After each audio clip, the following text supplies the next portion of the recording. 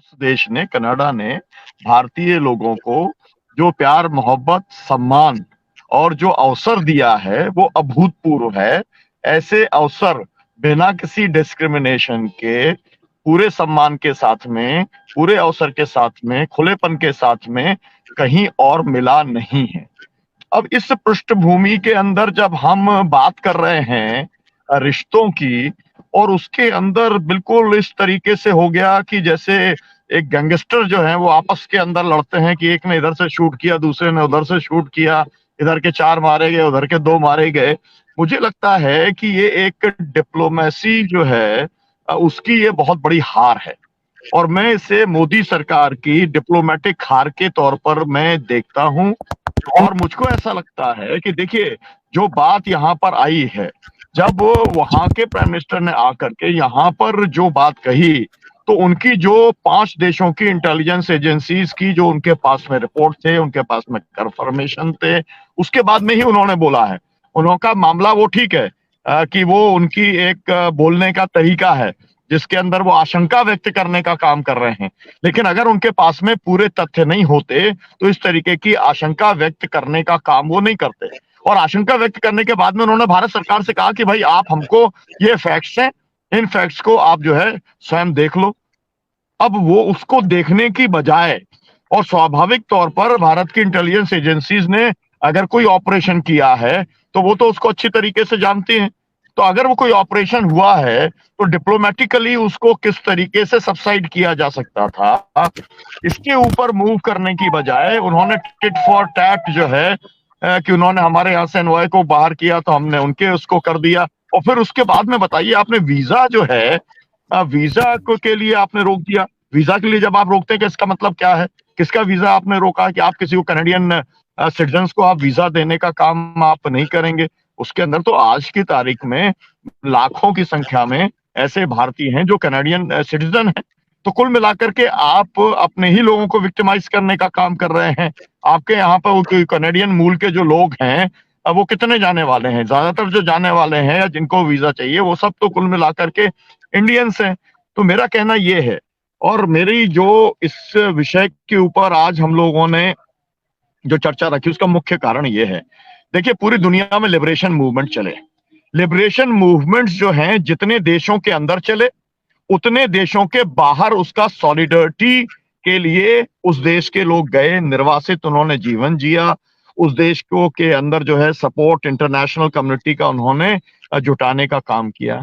मैं तो केवल इतना कहना चाहता हूं कि आप गदर पार्टी से लेकर के हिंदुस्तान के फ्रीडम मूवमेंट के अंदर कम से कम 20 देश ऐसे हैं जिन देशों के अंदर जाकर के भारतीयों ने, राष्ट्रभक्तों ने इस देश को आजाद कराने की लड़ाई लड़ने का काम किया, और उनकी तो कभी शूटिंग नहीं हुई।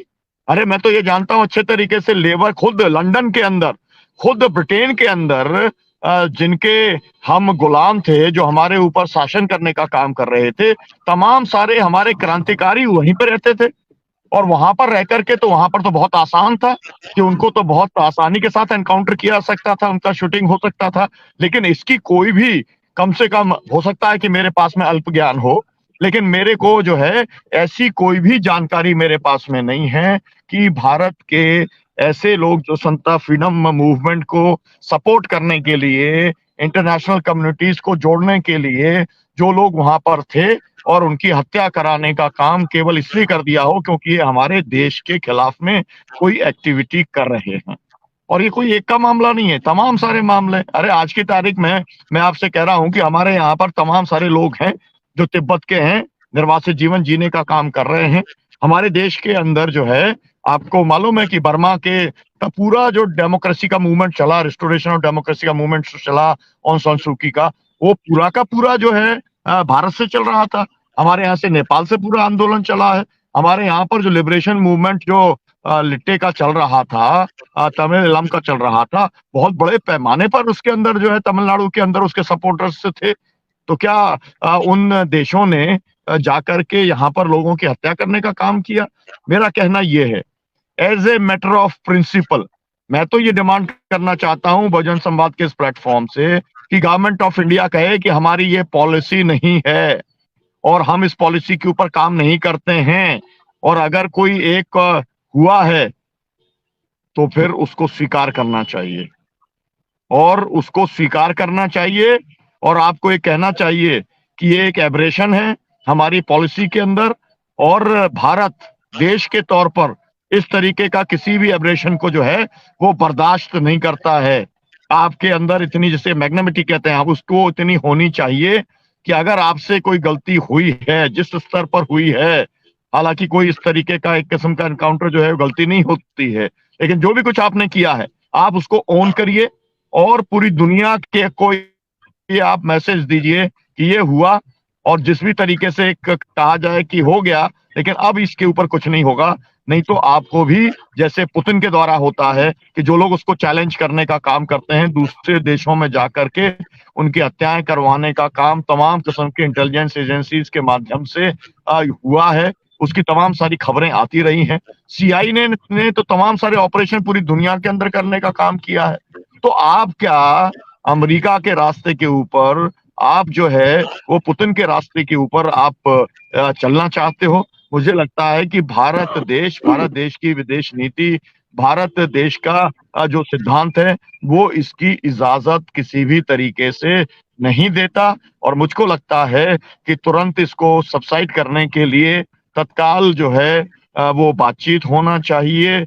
अब इसके अंदर जो ही बातचीत की कोई बात देश करेगा तो हमारे प्रधानमंत्री कहेंगे कि कोई तीसरे देश का कोई जो है हमारे को हस्तक्षेप मंजूर नहीं है, क्योंकि मामला तो बहुत सीरियस है ना। मामला तो आपको ये भी मालूम है, आज आपने पंजाब वाला मामला, मैं तो आपको बहुत सारा मतलब नामजद बता सकता हूँ ऐसे लोग उसी रह रहे थे ना। आपको याद होगा जगदीश सिंह चौहान, खालिस्तान के स्वयंभू क्या थे, प्रेसिडेंट थे या प्राइम मिनिस्टर थे, आप लोग जो सेंको साहब या आप लोग बताएंगे। मैंने तो देखा है, मतलब लंदन के अंदर जो है देखा है, वो तो अपना जो है वहीं से पूरा सब कुछ चलाते थे, करेंसी से लेकर के और सब कुछ चलाने का काम उनके द्वारा होता रहा। तो उनको तो बहुत आसानी से जो है कोई यूके गवर्नमेंट जो है उनको थोड़ी सपोर्ट करने का काम करती थी, लेकिन वो अपना एक काम कर रहे थे, उसका एक डिसएग्रीमेंट था। तो हम लोग एज ए स्टेट, हम जो है खालिस्तान के पक्ष में नहीं है, भारत के तौर पर हम उसके पक्ष में नहीं है, लेकिन इस देश के अंदर तमाम सारे ऐसे लोग हैं, नॉर्थ ईस्ट के अंदर भी लोग हैं, कश्मीर के अंदर भी ऐसे लोग हैं जो इस तरीके के सवाल को लगातार उठाने का काम करते रहे हैं।